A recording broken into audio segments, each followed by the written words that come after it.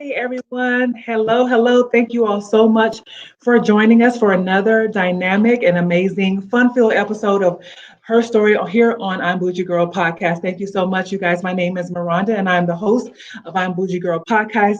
Share this out and join us on tonight. Share this with your girlfriends. We're going to have a real relatable, and transparent conversation with Diana Joseph. This is an amazing woman. I'm super excited to be speaking with her on tonight. We're going to talk about having some balance in our lives, and I hope you all have had a blessed week on this week. Today is Good Friday. So this weekend we're going to be celebrating Resurrection Sunday as we celebrate the resurrection of Jesus Christ. So I hope you all are able to celebrate with your family and friends. I know we're still in lockdown kind of with COVID and everything like that, but I'm praying that you all can safely come together with your family and friends and recognize Jesus Christ as our Lord and Savior. So I hope that you all have a great weekend.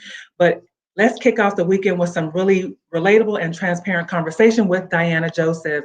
Diana Joseph is a CEO. She is an entrepreneur. She has an entrepreneurial spirit and was born out of a belief that all women were created with their own individual gifts to serve, create, and impact.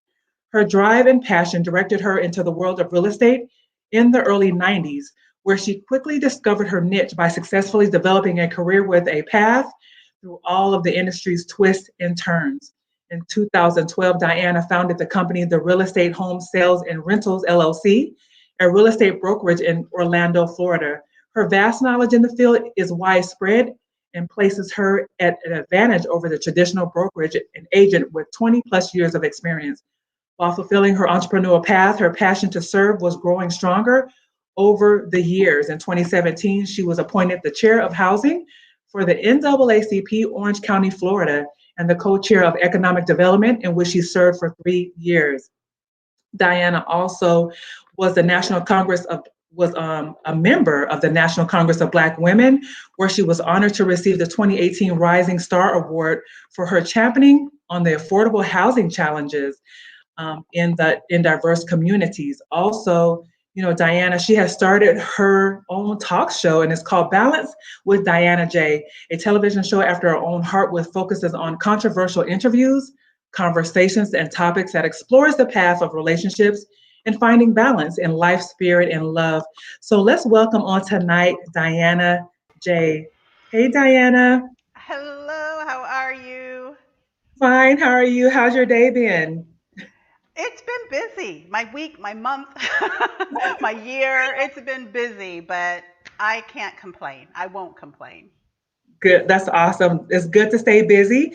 I know you are, we talked a little bit off air. You said you were in the real estate market. Hello, Billy. Thank you so much for joining in the Florida area. How has that been going for you? So, this year in 2021. Oh, it's crazy. As I was sharing with you earlier, I haven't seen a market like this since 2006, which Wow. was actually preceding the crash that we had. So it's crazy right now in the market. So if you are a broker as myself or a real estate agent, then you definitely have your hands full right now in Florida. So is it a seller's market or is it a buyer's market or both? Or can it be No, both? it's definite. Yeah, it can be both. A lot of agents will always say, what type of market it is. But in a lot of cases, what you have to look at is the pocket. That's what I say. What pocket do you live in within that state? Some pockets it is a seller's market. Sometimes it's a buyer's market.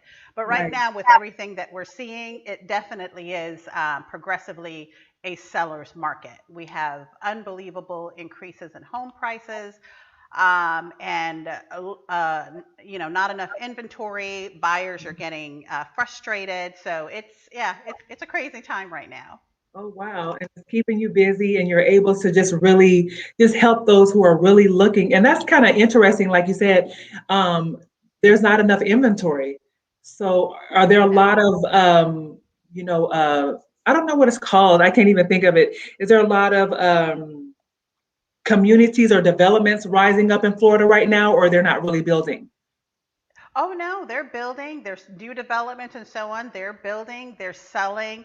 Like I said, without a doubt, and as long as the interest rates stay as low, even though it has increased a little bit, as long as it stays low, we're going to have a market like this. So I do, predict that it will crash.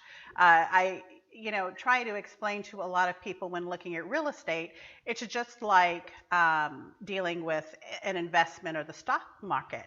Well, there's Mhm. always a peak, but then there has to be a correction. And then when a correction is made, that's what we consider in real estate a crash. It really is a correction. So right now, prices are crazy, and it can't sustain at those prices. So we're waiting for a correction to happen, and then once it's corrected, then it'll start settling back to a normal market, and then the banks will increase interest rates, and that's when we have a healthy real estate market, when the banks are making money. When interest rates are low, that's when you know that even though it looks like a great market, it really Right. isn't. We're on shaky ground, but I believe we're in the peak right now. So we're going to see a correction soon. Okay, wow, that was so interesting. I learned something because I didn't realize that's the way it went. Well, I'm not in real estate, but just to hear you explain it that way, like you said, there has to be a correction. So Yeah, there has to be an opportunity for things to level out for the banks and for everyone involved, just not for the benefit of the buyer. correct, correct, Okay. correct. So what Hmm. have you learned from about yourself, or did you learn anything new during the COVID, the lockdown in 2021? Did you learn anything new about yourself or discover something about yourself during that time? Um, Well, the one thing, when anyone asks me, some of the impactful things that may have taken place during COVID, I did lose my father last July, Okay. I'm and sorry it to hear was that. not. Thank you, thank you. Yeah, it wasn't expected, but I did. We did lose him during that time. So, thinking about COVID, I think about that time in my life, which was very unexpected. But other than that, I think what I learned about myself through the entire pandemic, because we're still in this pandemic, Right. is that I really am a God girl. And when I say that, even in the most difficult times in my life or challenges in my life, I never felt hopeless or I never felt lost. Right. I just really always had an inner strength. So I Right. always saw the light. And my TV show, Balance with Diana J, was Right. actually birthed unexpectedly during the pandemic. It launched during Wow. the pandemic, even though it was Wow. 2 years in the making, but it launched, and I had no idea it was going to happen that way in a pandemic. So the pandemic hasn't been a bad thing for me. It's just been some learning curves and changes that I didn't expect, and I grew from those. And that's awesome. It's always good, to, like you said, to learn from certain situations instead of always looking at the bad or what's not going right. It's always so good to look at what we've learned. And so, if you had, if you're looking back on that time, and what are you grateful for?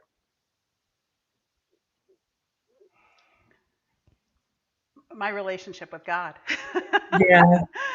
My relationship with God. It is truly, without a doubt, the foundation of who I am. In our world and, as humanity as a whole, what we always tend to do is we tend to always operate with our emotions Mhm. or with our which is our soul, our mind, and Right. thinking. And what we tend to do is ignore who we really are, which is spirit. But once you get to a point in your life and in growth, and it's an ongoing, you never reach a Right. peak, but it's Right. ongoing. But the stronger and the more aware that you become that you are a spirit being, Mhm. then all of a sudden, emotions and the way that you think or perceive things shifts. But Right. it doesn't mean that you still don't deal with challenges and have difficulties, Right. but there's just a shift in the way that you think, and there's a short time span of anger or of losing your emotions. There's a quick recovery because you're more in tune with who you are as a spirit. Right. And that is so good. We have to be in tune with who we really are. And if we didn't learn in 2020, if we didn't learn any other time, we learned in 2020 that we need to have a connection with God. We need to have a relationship with Him in order to help Yeah. us to get through. Like you said, you lost your father during that time. We were going through a nationwide pandemic. So it's so important that we stay grounded and connected to God because, it could have been you would have gone crazy or just been really in a upheaval if you hadn't have had that connection. So, if you were losing everything, what would you fight to hold on to? I know this sounds repetitive. I mean, but but that's my who you relate are. So, yeah, but my relationship with God, it is yeah, just so anyone that has a conversation with me, I guess I'm unique in the fact that, yes, I'm completely aware of my sexuality as a woman. I can say penis. I hope I could say that on your show. I'm sorry. yes, you can. No, you can say Okay. yes. I mean, it's an you organ know, on the body, so it's not like you're saying anything wrong. Okay, so I can say these things. I could talk about them very comfortably, again because of the freedom that you have when you know Right, who you are. right. So, without a doubt, it is the awareness and my continued growth in the relationship with the creator, which I love to call him the creator because it Yes, helps me to remember that I'm a creation. I am a right, creation. He is the right, creator. So, right. And we are part of His creation. He created us, right? We are fearfully yeah. and wonderfully made in His image. He created us. And so, yes, you are a part of His creation. And so, as looking back as a young girl back at, 17, 18 years old, what was your life like during that time? Like, what was your journey? Were you in Florida at that time? Because I know right now you're in Florida. Is that where you were born and raised? Yeah, no. I was raised in Trinidad, West Indies, which is where my father's from. Okay. Or it was, yeah, which where he was from. Mhm. My mother is from St. Lucia. My father was a minister, and he was the majority of his life. He was an evangelist. So we traveled quite a bit, even though we lived in the Caribbean. We traveled quite a bit to the U.S. Right. So my father, at that time was an up and coming minister. When we were in the Caribbean, he would, his circle was like the Shambach, it would come down, or the Avanzini. So that was kind of his circle. So I grew up in Trinidad.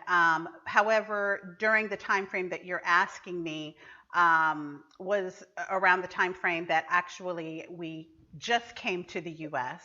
and was dropped off at Oral Roberts University, Okay. Okay. which most ministers felt that if you drop them off at Oral Roberts University, then they'll be okay. Far from the truth. Oh, no. I've never seen a place with so many preachers' kids, and it was just like, wow. But yeah, so I just came to the U.S. during that time frame, not too long ago during that time frame in my life. So once you were dropped off at the Roberts University, did you study uh, theology there? What did you get your degree there? What was going on after that? After you were dropped off, what happened? Yeah, well, at one point, I honestly did think that it was possible that my calling was to be a minister. And of course, my father thought that also. But I also was the musician in his church. So I played the keyboard and ran the praise team. And the study of, studying theology was a no-brainer for me. That was an easy A. So I definitely took those classes. Like, that was not a Those big deal. classes were were so easy, and the professors were just always so amazed by my insight and Right. into it. So I took those classes not because I wanted to, but because they were easy A's for me. But Okay. actually, at that time, what I was studying was broadcast design and art because I wanted to be an artist, but it didn't end up being that way. So once you finished there, you got your degree there, correct? No, I didn't. I only Mhm. attended Oral Roberts for about 2 years, Okay. and then ended up going back to Michigan. We're going to Michigan where my parents were living at that time. Um, my time at Oral Roberts was very traumatic for me. Oh, wow. Between the changes of, coming from the Caribbean and now kind of being, tossed into an American culture. And Right. let me say this, I am an American. Right. I was Right. actually born in New Jersey, but my parents took us to the Caribbean at such a young age, and Right. everything we knew was the Caribbean. So Right. when we came, and they wanted us to come back, and I remember my father's like, he wanted to make sure that we understood our culture as Americans. So Right. that so I didn't graduate. It was I left because it was just so much of a culture shock for me, and Mhm. then actually ended up getting married not too long after. Right. Okay. So now that you're in Michigan, you're married, you start having a family. How was that experience for you? You're new to America. Now you've experienced all of these this traumatic experience at Oral Roberts and just so much is going on in your life. Now you're married. How did your experience with Oral Roberts impact your marriage? Or did it overflow at all? Um,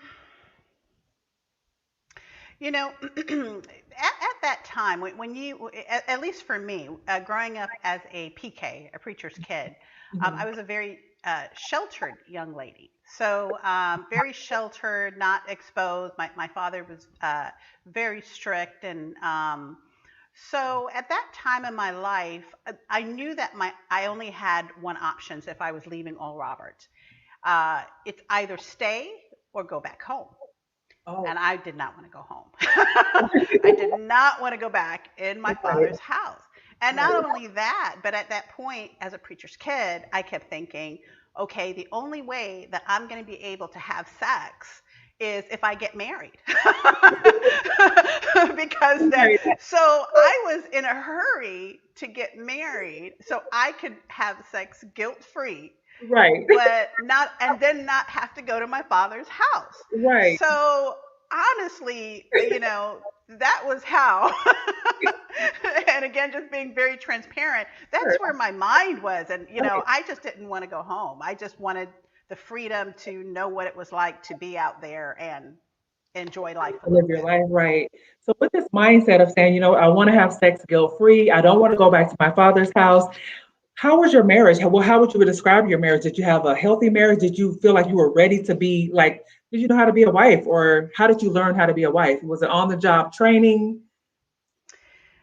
Um, you know, um, my mother is East Indian. Mhm.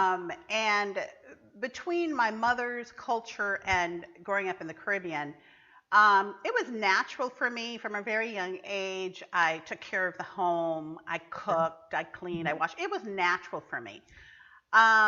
So becoming a wife at that young age, I was really excited about it.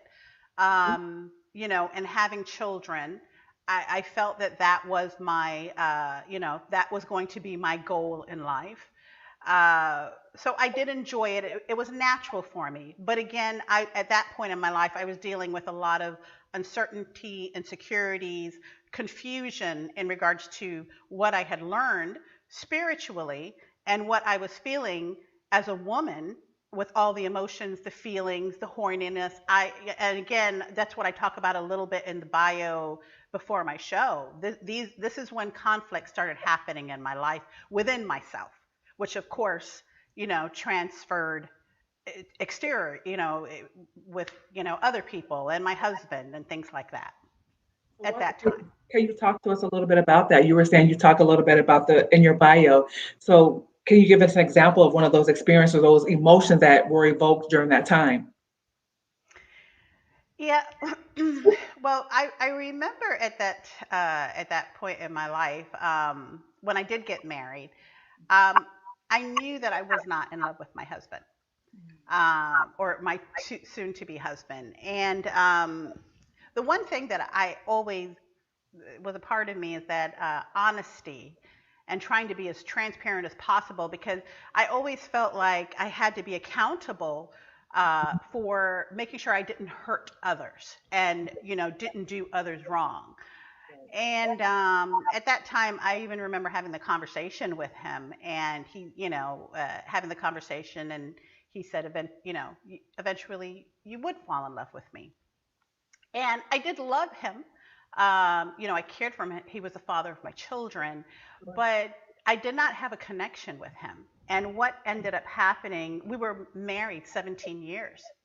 Wow. And the only reason I think it stayed 17 years, again, because of my, at that point, the spiritual religious belief, you weren't supposed to divorce. So I stayed unhappy for a lot of years. And again, I don't blame him at all. Mhm. It was, I was still growing up. Yeah, I was still right. growing up. And he was a few years older than me, more experienced than I was, understood the world, been with women. I wasn't like that. So I was still growing up. So it wasn't the ideal marriage at all, and eventually ended in divorce. So what was that turning point for you that ended after 17 years? You were unhappy, it sounds like most of the time. So what was that turning point for you where you was like, you know what, I'm not worried about what the church says. I don't care, I'm not happy. So what was that like for you, or what did that look like when you said, I don't want to be married anymore? Um, well, again, we're talking about 17, it wasn't Right, something that kind of happened overnight. It was something that right. developed over Sure. time. Hmm. But again, being a person that was constantly reflecting on my thoughts, my Hmm. feelings, and the one thing that I knew without a doubt is that I was not happy. On the outside, it may have looked like that Right. because we had a beautiful family. Sure. Yeah. I had, handsome boys. They were well behaved. They were dressed. We lived in a nice home. We drove nice cars. So on the outside, it looked like, wow, that's just a perfect and great family. But Right. inside of me, I was not happy at all. And I was torn between, should I leave this marriage or should I continue this? And the thought that kept coming across my mind was, oh my God, I could be 50 years old, which I am 53 now, and and be unhappy for the rest of my life. And tried to, I suggested counseling. I didn't Mhm. just give up on the marriage, Sure. and that didn't work. He didn't want to do that, and tried talking to him. He wasn't much of a communicator or a talker. And eventually, I just saw the clock ticking, and I just told him that I couldn't do this anymore. Right. And and then the marriage just ended from there. And so after, you were married for 17 years, you just, you weren't happy, you decided to move forward. So what was life like for you after that? Did you, ever marry again? Were you dating, or you just said, I'm just going to focus on me and my children? How did that go? Uh, it was scary. It was scary because again, I went from my father's home Mhm. to my husband's home, Right. and now I was on my own, with three kids. And actually, my oldest son was my husband's first with my husband's son, but I was with him since he was 2 months old. Right. So he basically became mine. So again, here I am, a mother, and they're preteens, and Right. I'm out there and tried going out there and dating a little bit. but not till a few years had passed. I was I was always conscious and making sure that my kids were okay. I didn't want them to see mom going out there, coming home late, bringing men. So I just didn't do that until they became older and understood what was happening. My focus was on my children and making sure that, I took care of them. And that's so awesome that you did that because, a lot of times, moms, some moms, not every mom, nowadays they want to just date. They don't, it doesn't bother them to bring different people around or to just say, you know what, I'm just going to get back out there again. And it's so important for us to protect our children and to make sure that they're not seeing everything. So you waited some years. So how many years, has it been since, you've been divorced or, now that your Um, son's getting older? wow. I was divorced from my first husband for 9 years, Okay. and had started dating another gentleman. Hmm. And just to kind of fast forward, Yeah. ended up getting married with him, Hmm. and that didn't last at all. Wow. That didn't last long at all. That just went, I mean, from the first year, it just spiraled down. And again, again, I knew walking down that aisle, I knew that I shouldn't be doing this. But Mhm. after 9 years trying to date, I wanted to be with someone. I didn't want to be single. I didn't want to be out there. It's not fun. Right. And I Right. wanted to just be with someone. And again, instead of building my relationship with God, I was trying to figure it all out myself, and I was failing horribly. And it ended up in a second divorce. So what would you tell women that's maybe in the same situation that you were in? I'm just tired of being single. I want to be with someone. I want to be married. And but deep down in your gut that's like, this is not a good idea. This is not what I need to be doing. But I don't want to be in a cold bed anymore. What would you tell women nowadays, after learning from you what happened with you in your second marriage? Yeah, I I get that. I really get that. I am one of the women, that I love sex. I mean, again, I Yeah, told you that was my right, goal the first time. right. So Right. it's not that I don't enjoy sex or enjoy the pleasure and the company of a man. I Sure. believe that we as women, that's what we were created for. Right. So it's hard for us to bury that, to bury those feelings. Um, so I, without a doubt, always desired and, wanted to be with someone. So I get that when women are feeling that way. But it took me two marriages to finally, and I can remember the day as clearly as, as it Mhm. happened today. And Right. I remember during my second divorce, I was just, I was tired. And here I am, half of my life was with two men, in marriages. Right. And I was driving and I said to God, I said, I'm so tired. I'm sick of this. I Right. said, I want to be with a man, but I'm tired. Obviously, I don't know who to pick. And obviously, I don't know what Right. the hell I'm doing. So Right. I give up. I said, what I'm going to do is I said, I'm going to focus on you because I Right. know one thing, Right. that all answers lie in you. So Right. any answers that I want as a woman, I have to seek it through you. And I had to That's seek the good. guidance.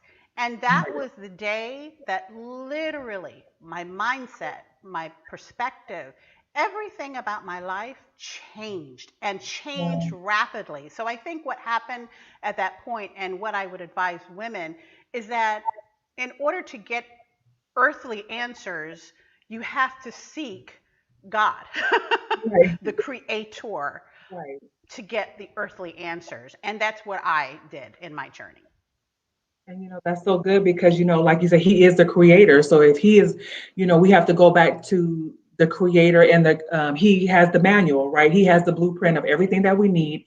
everything that we desire, every issue is in the Bible, is through him, through prayer. And so you said you saw God, you were like, you know what, I'm over this.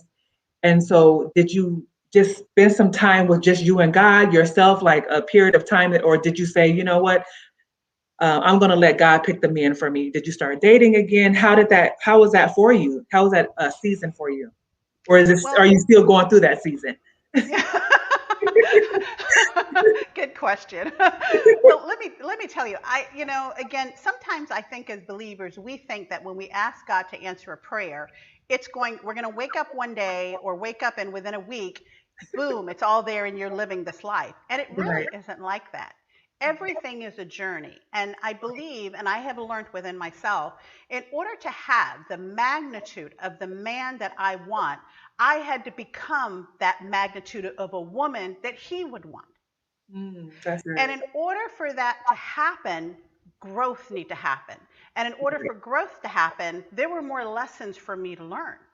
Right. So yes, I dated, and yes, I got heartbroken, and yes, I made bad choices, and I continued to make them. But every time I got myself into a different relationship or met someone, I made a better decision every time. And Right. what I saw a consistent pattern about, and then I knew it was a growth, is that whoever I left behind, I never looked behind. So Mm. I realized that I was Yes. learning the lessons from the previous. So now, to answer your question, Yeah. there is someone that that I have been seeing that I'm very interested in, but again, it's a process, and the first process is, once you realize that you have that spiritual connection, first of Mhm. all, that what I call the menage a trois with the Holy Spirit. Mhm. He has a relationship with God. I have a relationship with God. Then the Holy Spirit has a relationship with us and then guides us on how to treat each other, how to talk to each other, how to Mhm. communicate with each other. And does that mean the process is easy? Absolutely not. Do I still Right. get mad at him? Oh, yeah. Does he get frustrated with me? Oh, Right. yeah. Do I Yeah. go through all the overthinking as a woman? Oh, yeah.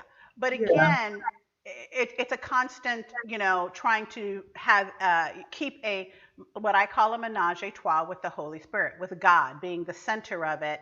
And then, as long as you can meet, in my opinion, as long as you can meet someone like-minded spiritually, and Right. you realize that the center is God, then that's what you both will continue to default to, no matter who's right or who's wrong.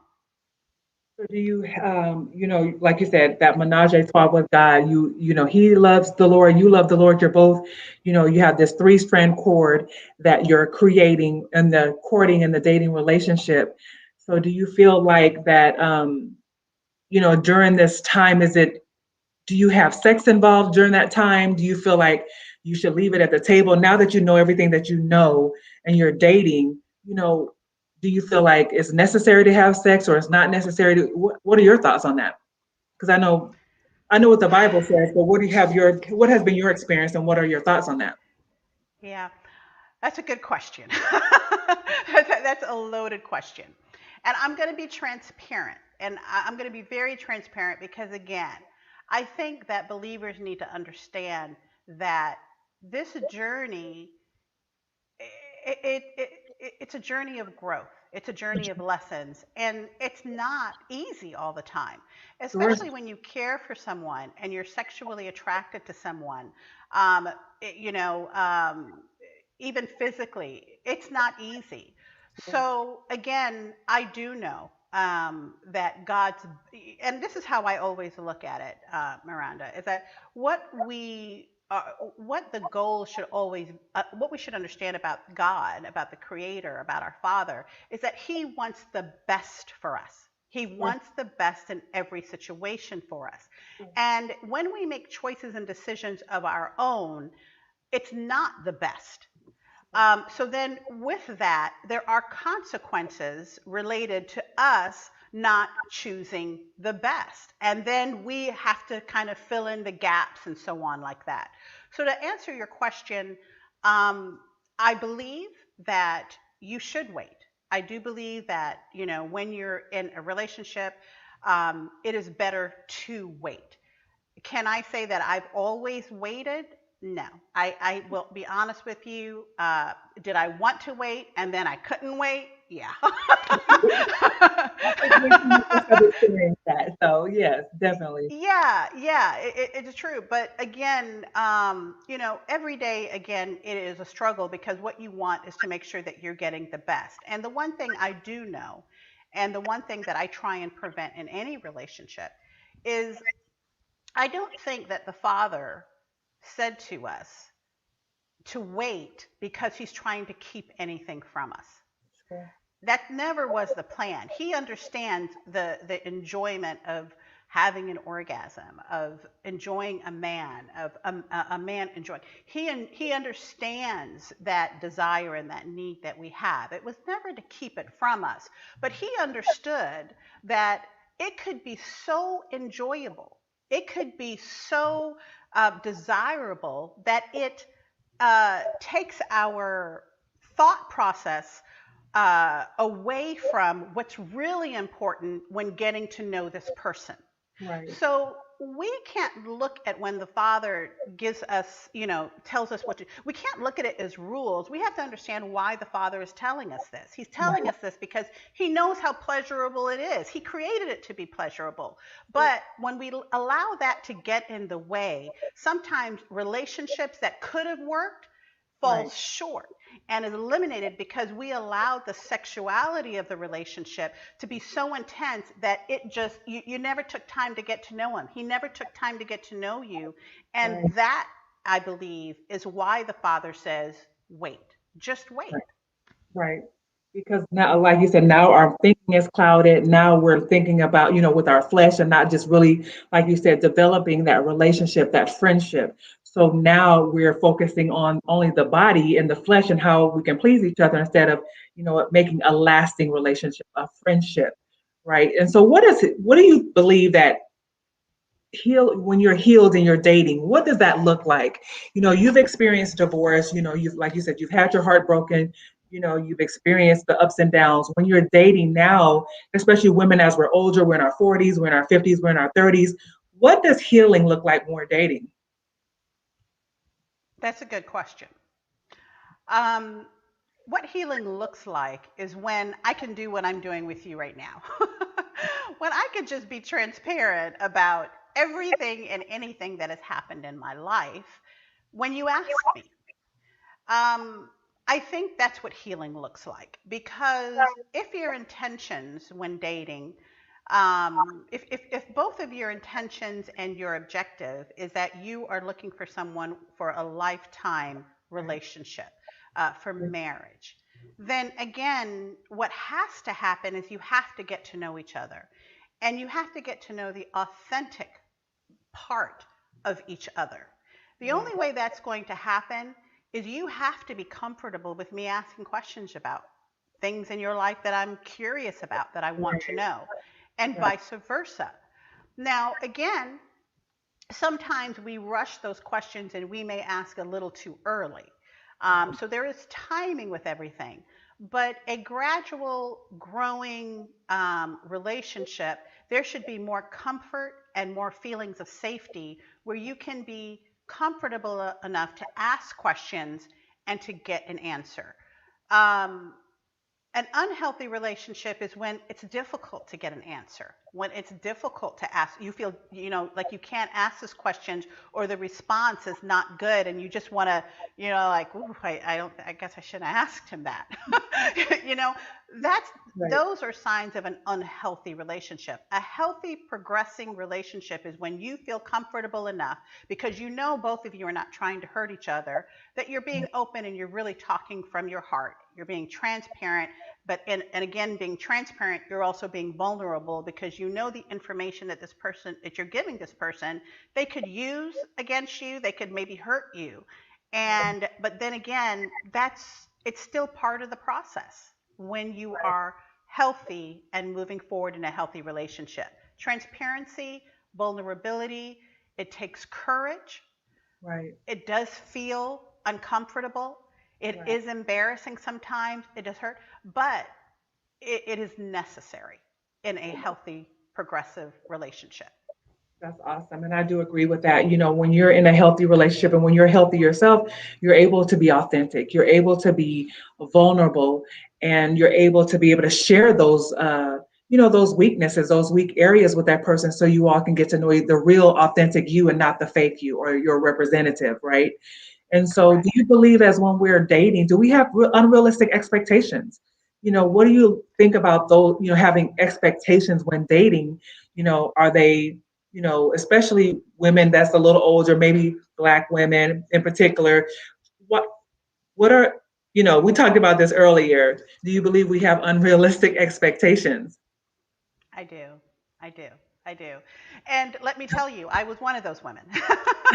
For many years. For many years, I was one of those women because what happens is we live in a world and we feed off of what society tells us. Society tells us that great men, that good men look a certain way, talk a certain way, act a certain way, and have a certain amount of assets. Otherwise, they're not good men. Mm. Um, I had to change that perception. I had to change that understanding for me. Um, and I do believe that as women, and Black women in particular, I think that our expectations are off. I think we're looking for we're dating backwards. Mhm. Okay. And that's what I call it. We're dating backwards. What should happen, and the first thing that we look for when looking for a compatible partner is you're looking for the character of that person. The character of that person. Because if I find a man of character Right. that has a relationship with God, Right. then his actions will always default to do the right thing. Now, is he a perfect man? Absolutely not. But soon after, maybe he got angry with me. Maybe he said something that he shouldn't have said. But he'll always default, not because of what just happened between he and I, but because he knows that his accountability is to God on Right. how he treats me, because I am also a Right. child of God. Right. So I think as women, if you are a believer, it's hard for me to uh, give advice to unbelievers because we move Right. a little bit differently. But if you are a believer and you believe in God, Right. then I think that what the objective should be is that you look for a man of character that has a relationship with God. When we look at the financial aspect of a man, you have to understand. Again, I'm 53 years old. Any man that I meet now at my age, he's established in his life. He has his career. He has grown children. I do too. This is what I had said in the beginning when I had done my memes, to kind of put it in perspective. I'm 53. If I meet a guy that's 53, that's 106 years of history that we have to figure out about each other. Not Wow. only that, we have, we've established careers, we have Right. grown kids, we have challenges, we have health. A lot of us are taking care of our parents. This is a Right. different time. So now you're looking at 106 years coming together and Wow. trying to get to know each other, trying to get to understand each other. Well, I could meet a man who may be broke as hell right now, Hmm. but oh my God, he has such a character about him. He's honest. And he has a relationship with God. Right. Now, again, you have to use your spirit of discernment to realize and understand, is this man truly have a relationship with God? Because Right. as a preacher's kid, trust me, I have been with so many men who said, oh, I love God. Yeah. Because Okay. they knew as a PK, that's how you got my Right. interest. I had to Right. say it. But Yeah. when you get to a certain point and you have a relationship with God, you really know if this man is all about Yeah. God or he's Right. just saying He's it to he's impress memorized a you. couple of scriptures, and now I'm a man of God. Right. Exactly. But when you find a man, he could be completely broke. If he has a relationship with God, then you don't look at it as this man is broke. You look at it, this man may be in the middle of a trial. This man may be just at the peak before. I mean, God doesn't leave us there. Right. I can't say, and if I look at myself and a man had met me when I was at my lowest point in life, And when I look at where I am right now, I mean, you can't judge me at my lowest point. So I think what we do sometimes is we judge each other at this age at our lowest point in life because sometimes that's where we meet each other. And actually, it's a testimony and it is, a testimony of endurance if you become involved with this person, get through those times, and then actually watch God work together in both your lives and manifest big things together. Sometimes that's all God's waiting for is that connection. And then all of a sudden, everything manifests for both of you. But it's not about the material, it's about the character of a person, the character of a woman, the character of a man. And most importantly, if he has a relationship with God, if he hurts my feelings, first of all, I'm going to God. Okay, explain this. Right. Explain this to me, and you need to go talk to him because he hurt my feelings. I'm upset, but that's the menage a trois that we're Right. supposed to develop. So it's a Right. different level of relationship, and a lot of us are not moving at that level. We're moving at, a different level. So I know I Mixed a little bit with society. We're right. mixing society's way of relationship with the believer's relationship, and then we create our own formula, and Right. then the formula doesn't work. No, it's just you got to do it. You got to do it with God as the center. So do you agree? I know. Do you listen to Kevin Samuels at all? He talks about I high level men, and he talks about women acquiring men at a certain status, and you're pretty much saying, what, work with him. Even if we're in our 50s, like you said, you should be established. You should have a business. I mean, you're a real estate agent. You're successful. You have various businesses. You're moving and shaking. You have all this going on, but you're saying it's okay to marry a man who may be at a low point at this time. Is that what you're saying, or? Yeah, what I'm saying is that we should not. I think we cut people off based upon the wrong things. Mm, okay. We don't even give them a chance because we're too busy analyzing all of the material items about them. Right. And then you could overlook a really good man or a really good woman because you've looked at where they are right now financially. You know, we could always make money. Yeah. Money, but you can't create or make a man of good character. That comes from deep within, and especially when you have a relationship with God. So, yeah, I do Like it's listen to Kevin possible. sing. Mhm. Go ahead. Go ahead. I'm I sorry. was saying, so you feel like it is possible at a man at 53 years old, if he's lost his home, he's living in an apartment, he's just, maybe a manager at McDonald's or something like that. Just to say, or maybe he's a cashier at Walmart or something. Do you feel like, if he has character, he's a great man, that this should be a man that if you guys have a connection, that you should give him an opportunity?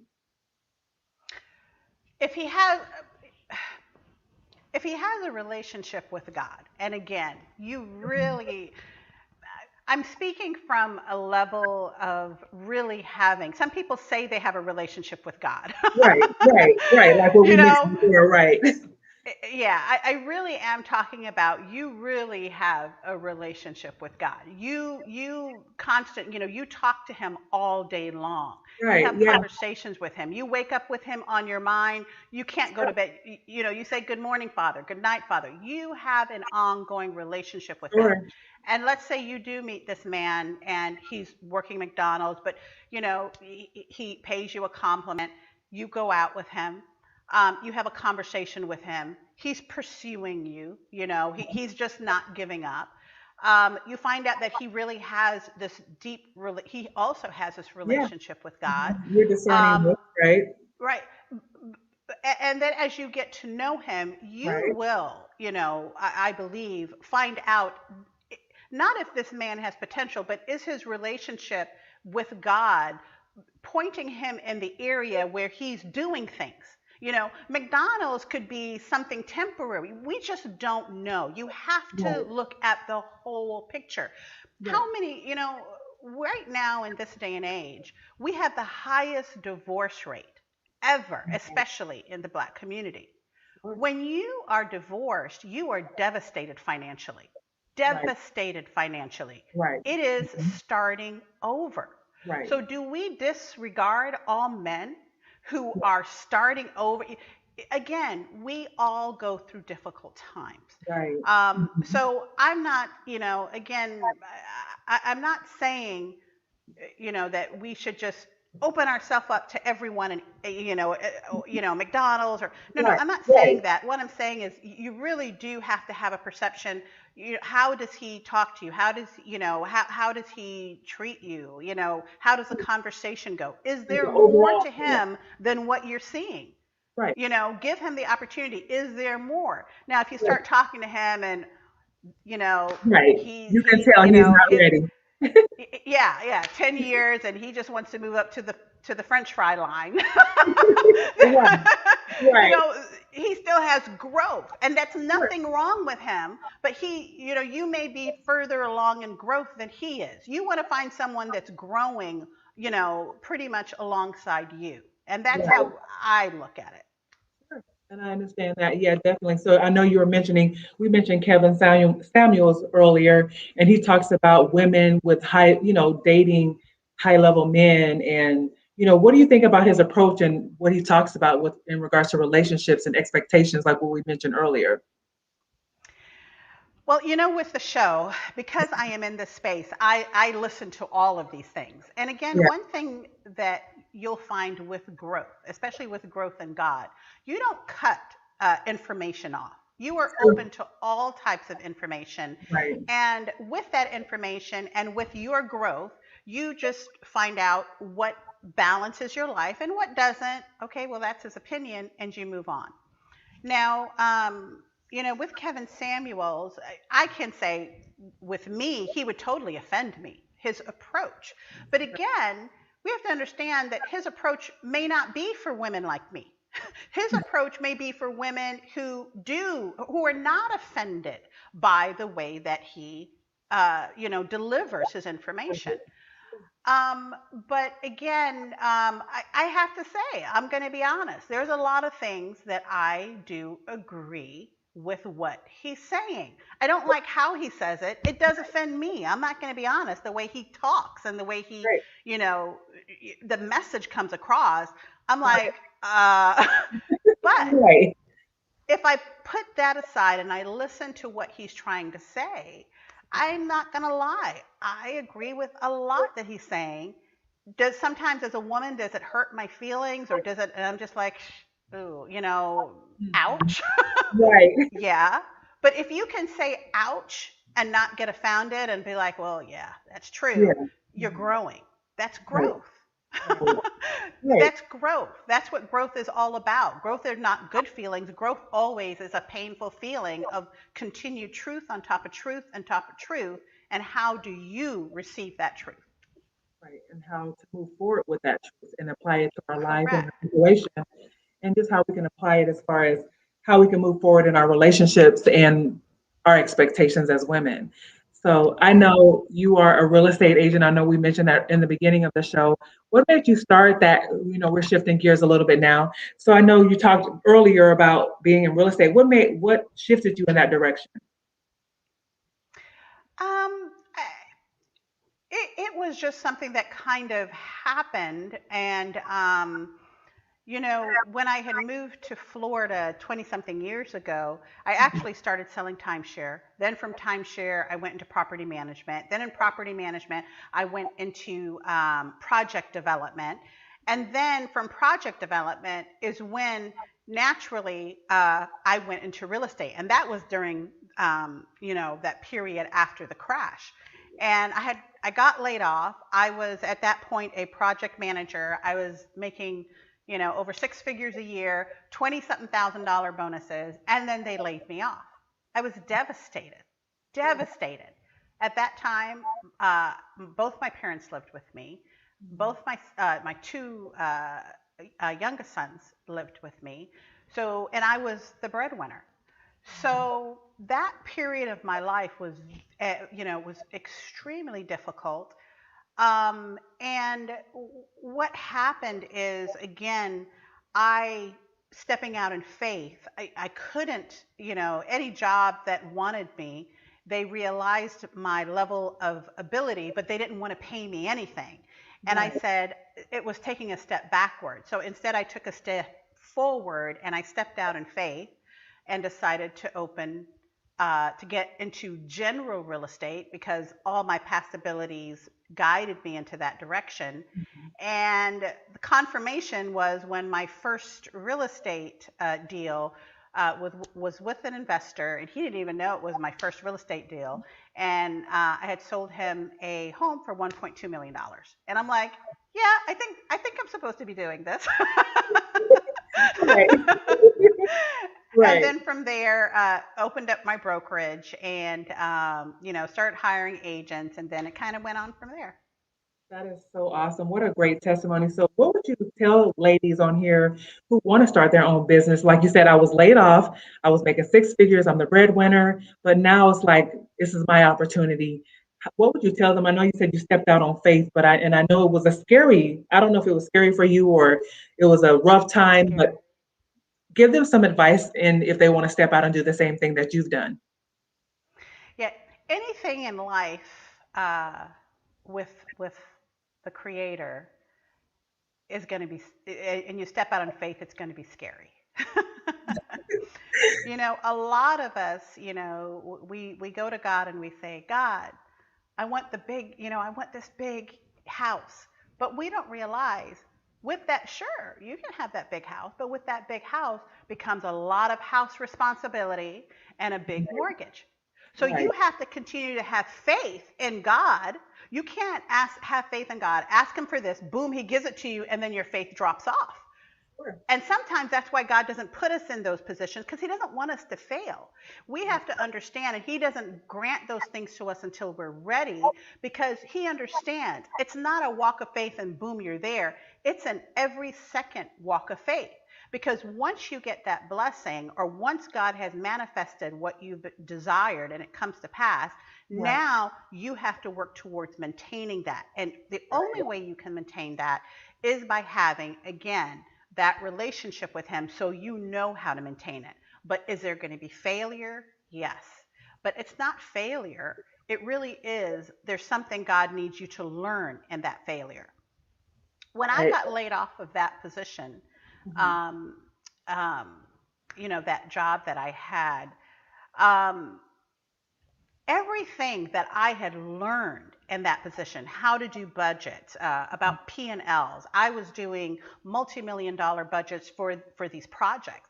And I had to do spreadsheets and I had to do these huge reports that I hated. Every month I would be coming home late because I would be up late trying to and it couldn't be off one penny and driving myself crazy. And I hated it. I hated it. I hated it. I hated it. And I never realized that what God was preparing me for at that point is when I opened my own brokerage, I had investors that were coming in and I needed to do that same type of budget, P&L, and that or spreadsheets in Right. order to show them how their investments were performing, their properties were performing. Right. I would have never learned that until I went through what I went through. So Right. anything you ask for God, be careful because what you're asking him for is you're asking him for some difficult growing pains that you're going to have to go through. You want the larger car? It comes with a larger maintenance bill. It comes with a larger payment. It comes with the more expensive gas. You can't keep going gas to gas station. It has more expensive gas. You want Right. a lot more money in your bank account? Well, you got to pay a lot more taxes. You can't keep going in there and fudging your taxes, Right. and sometimes we fight against ourselves because we really don't know. And that's why God doesn't take us that step because he knows we're not ready. It's not that he doesn't want to Mhm. give it to us. He just knows we're not ready. Wow, that's so powerful. He's given us the little nuggets as we go along, all of these experiences, and we may not like them, they may be uncomfortable, but they're preparing us for better, what we've been praying for, what we've been asking for. So Yeah. it's coming. And I know you had a quote on Instagram. You said, never allow your success to take the place of God in your life. Instead, ask him for the wisdom on how to sow it and how to grow it. That's Yes. kind of similar to what you were just talking about. Ask God how to sow it and how to grow it. So, you'll know how to be better later on. And what else did you mean by that? Or what are some practical things that we can do when you're saying something like that? Um, I think that, even as believers, sometimes we become very self centered. We think that our journey is just about us. And what we don't realize, and only growth will teach us as your relationship grows with the Father, is that it's not about you. It has nothing to do with you. It has to do with what can you do for somebody else. Wow. And until we understand that, we have not grown. And we can't be responsible for the blessings that God gives us. Um, our journey is never about competing with someone else. It's like I use an example. Our journey is like roads. I have my road and you have your road. There's no way that you can jump in my lane or copy my lane and then succeed. It doesn't work that way. I have a specific journey, you have a specific journey. Sometimes my journey, I may be a little bit further ahead, and my responsibility at that point that God looks for me, will you reach back and help Miranda come closer to your journey? A lot of us don't do that. We don't look back. We become so self-centered, so excited in the success of who we are and what we've done that we forget that the journey has nothing to do with that. The journey has to do with people. How do you treat people? Are you the person that if you're in the grocery line and you have God has blessed you and you have more than enough money, and there's a woman that's fiddling in her wallet and trying to pay this. Are you the person to say, and not to say it loud, but to whisper, I got it. Don't worry about it. Just put your money away. I got it. And pay for that grocery without wanting any acknowledgement to yourself. You have to get to that place in life. Let me tell you, God will bless you. God will open doors for you. But what he's trying to do is build a character within you. Right. And until that character can handle the blessings that you want, you're not going to be able to handle those blessings. And again, when it comes to relationships, it's the same thing. Looking for a man that has character and a relationship with God, because that's what we feed on in order to succeed in life. Wow, that's so awesome. Thank you so much for sharing that. And, I have so much I want to ask you, but as we wrap up and as we are, coming to the end of the conversation, I wanted to talk about your talk show that you have. You're such a woman of many accomplishments and you've accomplished so many different things. And now you're doing a new venture, Balance with Dianaj. Tell us more about that project and why did you start doing that? Well, I started doing that based upon, again, my own journey. And my questions and my challenges with the sexuality of who I am as a woman, and still being a Christian. Because as a Christian, you can't talk about these things. You can't talk about masturbation. You can't talk about oral sex. You can't talk about this stuff. And I could not understand, even in having a relationship and getting closer to God, why not? Why couldn't I talk about this? Why couldn't I ask questions? And we do have challenges. We have so many challenges in our church in relationships when it comes to sex. And there's always, and I learned this also in my journey, because I interview counselors, I interview coaches, and I interview ministers.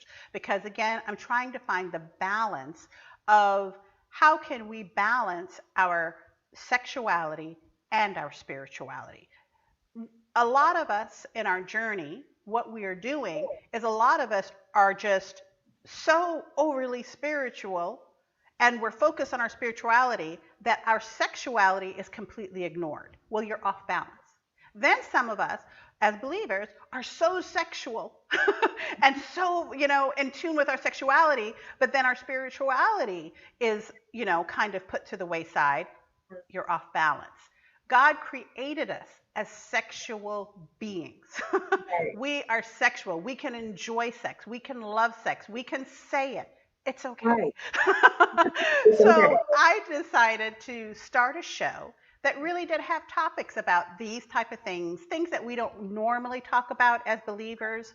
But also, again, it's for everybody. It relates to everybody, men and women, mostly in our community, because I saw that in our community we were also lacking a connection. We had less marriages. People did not believe in true love anymore. And how can you not believe in true love when that tells me about your relationship with God? Because if you have a relationship with God, you know that God is true love. Right. And if God is true love, how can you not believe that He would not want us to have and experience true love on this earth? That doesn't even make sense. So true love does exist and it is available to us, but it takes us to grow into the position where we're ready to receive true love and also give true love. Right. That's So awesome. that's basically what the show's about, balancing our sexuality with our spirituality. Most of the audience and most of the target audience are, 40 and up, 40s, 50s, and 60s, because Right. it's ridiculous, but we still don't know how to date. We're Right. still doing silly things as Right. grown men and women who not only have children, but have grown children, but also have grandchildren. How in Right. the world can we, educate or help our guide our children in their love life and their relationship when we're screwing up our own? It Right. just didn't make any sense to me. So all of these things is why I started Balance with Diana J. And they can find you, and I believe this is it. Where can they find you on YouTube? Balance with Diana J. They can find you on YouTube and Instagram. Instagram and Facebook, and all they have to do is Google at Balance with Diana J, and it'll show you all the social media pages and so on that I'm on. And the talk show is every Saturday at 9 p.m. Eastern. I have new episodes, new coaches, and like I said, every topic is it's raw. It's raw. It is what it is. We talk Yeah. about real stuff. Well, and why do you think that, that's something that's missing nowadays? Because I know you mentioned earlier about the divorce rate is so high. Do you feel like this is a part of the reason for, this is not the only reason, of course, but do you feel like this is part of it, that we're not balanced? We don't have the information that we need, or maybe we're not talking about it like we should? I think that we haven't been talking about it. We've been ignoring it and pretending that it is not a problem amongst believers. We all know. Everyone says, the Bible says, "Do not fornicate. Do not fornicate." Right. And believers in church, we are the biggest fornicators Right. ever. We're bringing our boyfriends and our girlfriends to church that we're fornicating with. Right. But again, I'm not saying that in judgment, and I'm not saying that in condemnation to anyone. What I'm saying is that that is a real part of our journey, Right. and the Creator does have answers for that. Right. However, we can't get the answers unless we seek Him and build that relationship. So it narrows or directs our desires, and our desires should be formulated on His desires. Right. So His desires becomes part of our desires. But a lot of times when we are trying to build that relationship, we're struggling with our own desires. Right. And what we're trying to do, the growth is start all of a sudden you're developing His desire. So all of a sudden you don't want to do this anymore. You don't want to do that anymore. But again, we're all different in our journeys. You may not want to take drugs anymore, but I want to fornicate some more. we're all in a different part of our journey. We're growing, and that's why we can't judge. We can only help, advise based upon our experience. Right. And why do you think it's such a challenge for people? I know you mentioned in your 40s and 50s, 60s, dating, you have grandchildren. We're still making these choices. We're still doing these things. Why do you think it's such a challenge, especially as you get older? Because I know I read a statistic before about the AIDS rate for women in their 60s. It's really high. So why do you feel like women that are older or men are still making these choices? Well, we should know better, you would think, right? After all the years of experience. Yeah, I think naturally, human beings are hard-headed. Mm, Naturally, you know, we just don't listen. We don't listen to each other. If we don't listen to each other and we think we're listening to God, you know, uh, we don't listen. We don't want to listen. We don't want to embrace change. We don't want to embrace the truth about ourselves. Sometimes facing the truth about ourselves still hurts, but it right, really all goes back to two things: vulnerability and transparency. right, You have to be vulnerable and transparency with God. There's nothing that you can hide from him. If you right, are, if you are masturbating every night, he's right there. right, And people would look and like, oh my God, oh my God, oh my God. No, he isn't. But right. he understands that. And that's how we have to become as believers, because that's the freedom you get when you grow in him. He gets it. He knows it. But then you talk to him about that. You talk to him. Father, I have these desires. I have these feelings. What do I do with them? It's driving me crazy. I want a man right here, right now. Give him to me. Right. And he's saying, I understand. Be patient. More growth. More this, more that. And that's really what the whole journey is about. And sometimes Right. you'll find, I think a lot of times the father just looks at us and laughs and says, Right. I get it. Trust me. Right. Right. And so, who is Diana Day today? Who is the woman that you've become, after being married at a young age, just experiencing all these things, coming over to America and just building your empire? Who is the woman that you are today? I I am, know you love the Lord. Besides that, we know, you have this connection with the Lord. You are yeah, God's girl, but who are you yeah. today? Um, I think I know I'm a woman that really is honest with herself. I'm very transparent. I'm very authentic. Exactly who you see here is who I am. There's Yeah. no pretense here. I'm not embarrassed about it. And Right. sometimes, one of the reasons I haven't done lives is because I'm afraid to offend people because I'm so authentic and raw in sometimes what I say. And it's not that I'm trying to offend anyone, but I just think some of the things that um, that we make such a big deal about is silly. It's Yeah. just so silly. So I think I am a woman that really knows who she is. I'm comfortable with being transparent. I'm comfortable with being vulnerable. I'm comfortable with being authentic. But even in being comfortable, there are lots of times it does make me uncomfortable. It does embarrass me, but I know that that's all part of the growth. And the more that I am, courageous about it, is the more that God trusts me to position me at that next level. So I think at this point in my life, I have never been as, so comfortable with myself. Um, I am so happy at this point in my life.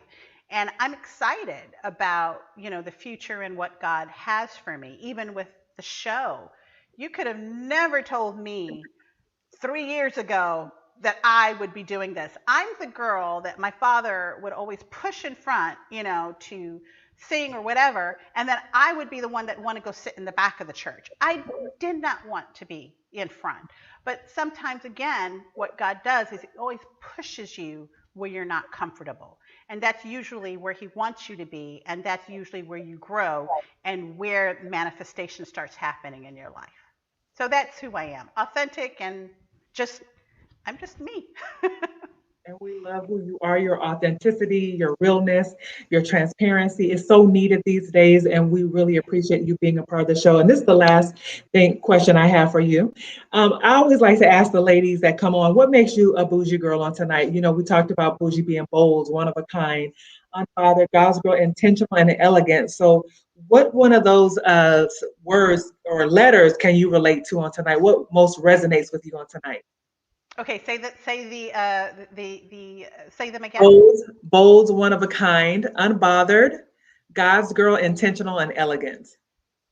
Or you might be all of them. I mean, Yeah, I think we're all of them, but in different parts of our growth, we identify with one more than the other as we grow. I think at this point, the one that stands out most is one of a kind.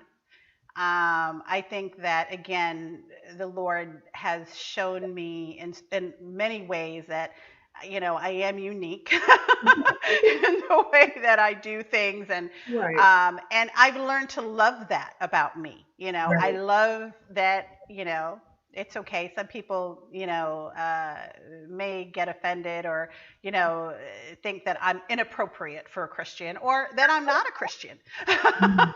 Right. Or I don't have a relationship with God. And that's okay because, again, I think that my relationship with Him has helped me to understand that, yeah, I'm one of a kind. That's so awesome. Thank you so much, Diana J, for being with us. If you missed any part of this interview, please go back and watch it. Diana, don't leave us. I want to just do some housekeeping things and make a few announcements. So thank you, Bougie Squad, for joining us. That was an amazing conversation with Diana J. Please go and watch her on YouTube and follow her at Balance with Diana J at Balance with Diana J. You do not want to miss any of her not controversial, but very transparent and real conversations because you know what? She has something to say. And I think sometimes we need to hear that and we don't should be ashamed about it. But I do want to announce, I have a conference coming up. It's called From Broken to Bougie. Go to Eventbrite today and register for this amazing 2-day event that's going to be happening virtually May 21st and May 22nd. We have some amazing speakers. So again, go to Eventbrite From Broken to Bougie and register today. I hope you all have a great weekend.